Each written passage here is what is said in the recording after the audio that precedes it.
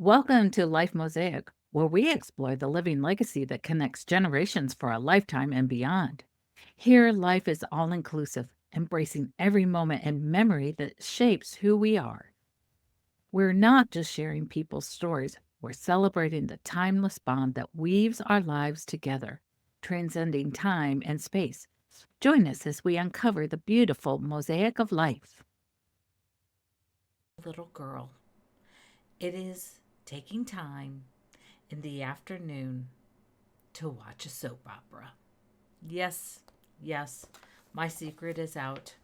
I still take a break at 2 o'clock every day and watch General Hospital. But soon, General Hospital is about to have some competition over on CBS because for the first time since 1999, CBS is about to premiere a brand new soap opera called Beyond the Gates. It's the first, like I said, first soap opera since 1999. And the one difference is on this one is the ensemble of characters and cast are primarily of the black persuasion, people of color in an affluent Maryland outside of DC setting. And they are affluent, so they live in a gated neighborhood. So there you go, beyond the gates. And there's some good people who are going to be on here that you will recognize their faces. So we'll be right back, and we will dive in to all things about not just Beyond the Gates, but a little bit of history about the soap opera. You know, Creating a living legacy is not about writing down a bunch of dates and a bunch of photographs that you don't know the faces of the people. No, it's about telling a story and having the experience come to life. It's all about capturing that essence in the moment. When you found out that you were first having a baby, or perhaps sharing that special family secret recipe, or capturing the traditions of the holidays that your family celebrates. It truly is about capturing the essence of those moments. So if you don't know, I love to tell stories. I'm Weezy, if you haven't met me before, and I love a good story and I love to share information. And today I want to share information about the soap opera. Cue the music. Spick and Span, America's once-over cleaner for linoleum, painted walls, and woodwork. And Joy, the sensational new liquid suds maker for dishwashing, present Search for Tomorrow. Yes, radio. Soap operas have a very longevity of life. They started on the radio. They were to keep the housewives company in the afternoon while they took a little break between all of their domestic goddess duties of cleaning the house, baking, cooking, cleaning, mending. You know, back in those days, so many people were doing everything themselves in the home, and the homemaker needed to make her home comfortable, and she needed a little company. So the soap people, people who made Joy and Spick and Span and different products like that, yes, they span all the way back there, started the soap opera, and they sponsored these radio shows that would last like 15 minutes, but each day they would stop. They would build up the character and then stop with a cliffhanger, all to bring you back and draw you in to the next day. They still do that. Some of them are during the daytime, and you that might laugh at me about watching in the afternoon, there's a lot of people who still watch soap operas on streaming, and there's a lot of nighttime soap operas too. I mean, a lot of people, let's face it, a lot of people were hooked on Dallas for a long time, and they loved every minute. Uh, you know, there was some other popular ones, but a lot of people watched them. a little bit more about the soap opera. So they progressed from the radio, and then in the 1950s, they started showing them on television. And a lot of the episodes were like 30 minutes. But as they evolved, a lot of them became 60-minute episodes. And so you could watch soaps in the 60s and the 70s. You could start at probably noontime and watch all the way to 4 o'clock, taking up, keeping those voices, keeping you company for hours. And just because you had them on doesn't mean that you weren't doing anything, because that's the thing about the soap opera is you can listen to the voices, and those voices because they have become very familiar to you, that you can get up and pop around and do things. These days, scroll on your phone, maybe do some texting or emailing or whatever, but it's background noise. And then if you hear somebody that's on there, well, it piques your interest and you just look up and watch. Maybe I'm digressing, but that is how I enjoy a good afternoon. And I'm kind of excited about this. Will I watch it at 2 o'clock? No, because at 2 o'clock, that's when I tune in to General Hospital. But it's going to be over at Paramount Plus. So if I want if I want a little extra time to relax and have some company and something like that, I can watch it the next day over on Paramount Plus. So like I said, I'm just really excited. I'm really happy. And um, I'm hoping that this proves that this kind of content, people are kind of maybe, hopefully, in my opinion, tired of the judge shows, tired of the trashy, in my opinion, this is my opinion. So if you get mad, we all have our own likes and dislikes. But I've never been a fan of like the Jerry Springer shows or a lot of the judge shows and different things like that. And now game shows have come back, but they're just different. They're not like the old ones. But I do still like the good little saga soap. Some acting, not just live people talking all the time, because even the news channels have taken over so much of the airways to cut cost.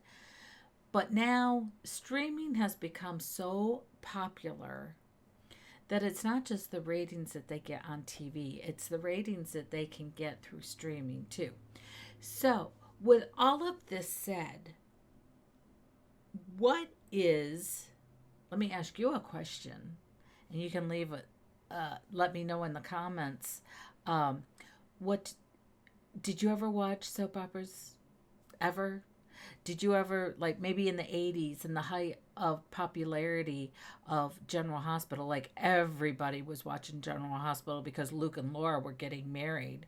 And then there was the Ice Princess Diamond, and everybody was, that was a kind of a James Bond feel, and everybody was going after the Ice Princess. And it was like not just girls were, and moms and grandmas were flooding to the TV to watch this. There was plenty of guys too taking time, particularly on college campuses. It was a huge phenomenon to watch General Hospital. But despite decline over the years, there's just something about that unique storytelling, the luscious, scandalous scenes that they have. And it sounds like Beyond the Gates is going to carry that on. So from TVinsider.com, this is where I got all this juicy information, and I just want to read you some of the things from their article that they wrote online. And so they said, so this is what it says. Beyond the Gates will premiere in the afternoon, Monday, February 24th, 2025, at 2 o'clock Eastern Time on CBS. Episodes will also be available to stream on Paramount Plus. The series began production in Atlanta, Georgia in November, and the cast and crew celebrated by sharing, doing those social opportunity photos. Beyond the Gates is set in leafy Maryland suburb, just outside of Washington, D.C., in one of the affluent African American countries of the United States. Here you will find posh, gated community with a winding, tree-lined streets and luscious mansions to call home. Beyond, beyond the gates is a generational tale. Generational. See, that's why I like the soap, and it blends in with Living Legacy with Weezy and Life Mosaic. Beyond the gates is a generational tale. At the center of this community are the Duprees, a powerful and prestigious multi-generational family that is the very definition of black royalty. The log line continues behind these pristine walls and lush manicured gardens are the juicy secrets and scandals waiting to be uncovered. And those who live outside these gates are watching closely. These are the places where our characters love, live, work, and play. Those who have made it and those who haven't are all trying to navigate life, and some with more grace than others. So who's in this? The most probably recognizable faces will be Clifton Davis. He is the patriarch Dupree family, husband to Tamara Tooney's Anita Dupree. So Clifton Davis played in That's My Mama and the show Amen. You'll recognize him, and well, here's his picture. You'll recognize Clifton Davis, and then who plays his wife Anita is Tamara Tooney, and she started in the soaps with Days of Our Lives, but she also was the medical examiner on Law and Order SUV for many years.